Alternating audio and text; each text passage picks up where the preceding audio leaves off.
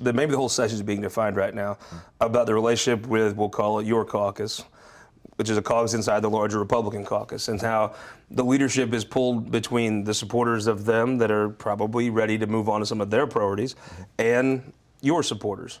I wondered this for a while. If this all kind of came together 3 years ago, Conservative Caucus, you've grown it. If you were in a leadership situation, how would you deal with a leader of the Conservative Caucus?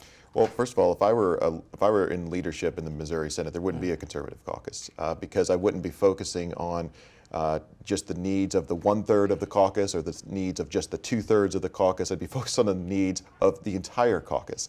And that means making sure that every senator's priority in that caucus is actually a priority. When you've got 34, you get 24 senators, though, it's a supermajority. Do you think those priorities cross sometimes?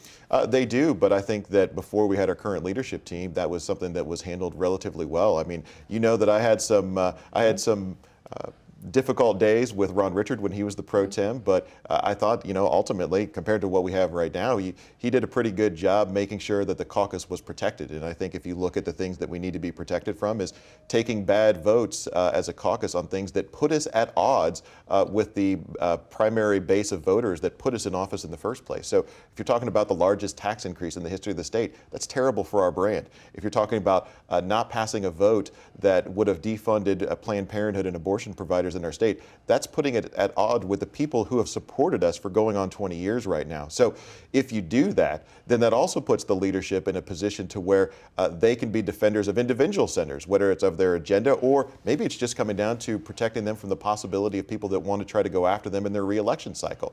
That's not happening right now. If I were in leadership, I can tell you that would change. So for me, I don't know where we go from here because part of that has to be dictated by our majority floor leader who has presided over a scenario where for the past month and a half of